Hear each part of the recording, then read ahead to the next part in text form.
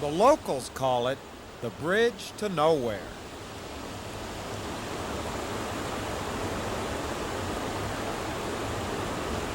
If you look over here, wow. you can get a view down. Look at this view. View down into the Narrows here. Whew. You can see this bridge is quite high. Oh, man. Look at that. Oh. It was quite a sight. And after looking over the side a while longer, we hiked down to the bottom of East Fork Canyon, to the Narrows, where we had lunch, and I found out the history of the bridge.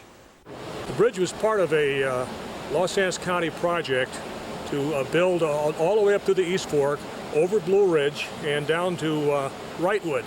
And that was planned back in the late 1920s. And they actually started on the highway up the East Fork in 1929. And when they reached here, about 1935, they built this bridge at that time with prison labor. Now, they finished the bridge in 1936. November 1936, it was finished. But soon after that, something rather traumatic happened.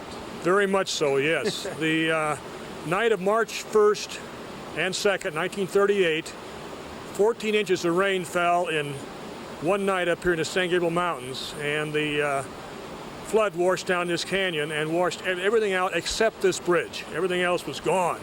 All of that road work and the other bridges, which were, quite a bit lower.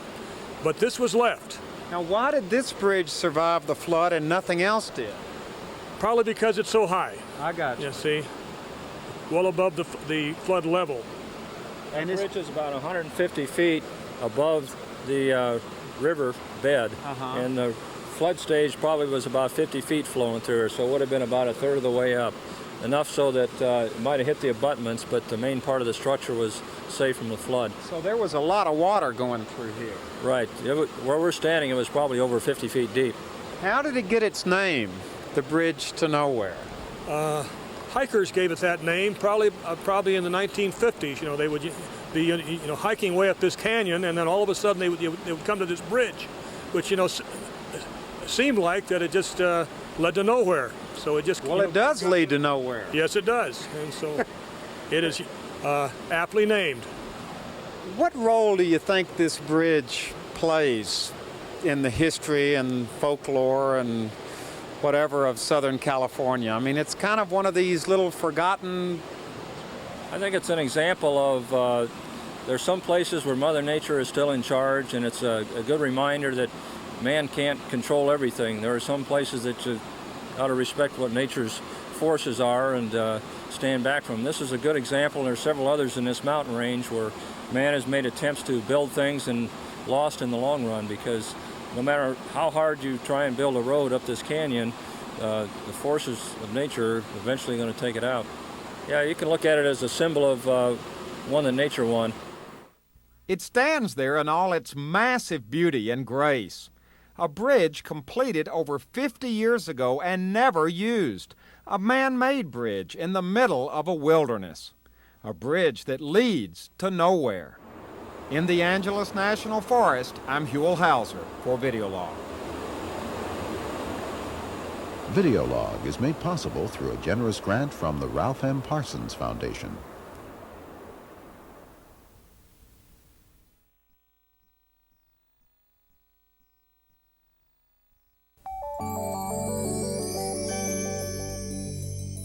I've lived here in Southern California for almost 10 years now, and yet I am still constantly amazed at how rich this whole area is in history. For example, see this red barn? Well, it's made out of solid redwood. It's been here since 1903, and I'm sure in its lifetime it's had a number of coats of paint put on it. It's located on the Ward Ranch here in Sierra Madre, and when you visit this place, you are literally going back in time.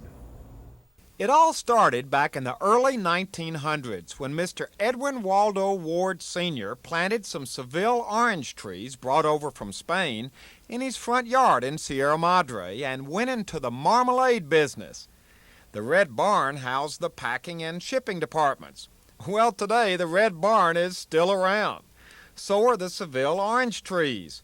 So is the original Ward home. And most importantly, so is the Ward family, which is now in its 4th generation of making marmalade.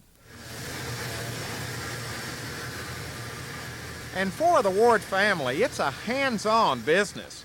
The day I dropped by, Richard Ward was stirring a giant steam kettle full of sliced orange peel. His son Jeff was busy packing boxes full of sterilized jars. And Mr. Edwin Ward was doing some adding and subtracting of accounts up in the front office. The whole atmosphere one of a small family business, which really hadn't changed much over the years. Most everything's still done by hand, just like it was done years ago when the Ward Ranch provided all the orange marmalade for the entire Southern Pacific Railroad system. Now, has the marmalade recipe for your family's marmalade changed much since these original recipes that your dad came up with? I don't believe so. You never changed them, did you? No. Your son hadn't changed them? No, no. You say that, you mean it, don't you? Yes, I mean it. You don't let anybody tinker with No. with that thing. Nobody can change the recipes.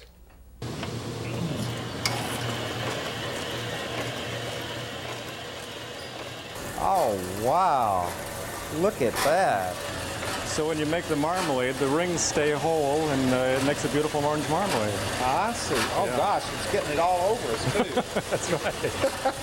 That's one of the hazards of making marmalade, right? That's it. Now, you've been basically, good grief. That stuff is coming out here. Those are juicy oranges you're working with. They are.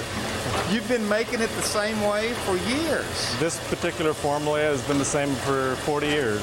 So if we had come here 40 years ago, we'd have gotten wet the same way we're getting wet today. Exactly the same way. Is the quality of the product and the way your family has done it for generations something that was taught to you from the time you were a young boy? Yeah, it really was. I've been working here since I was about 3 or 4, and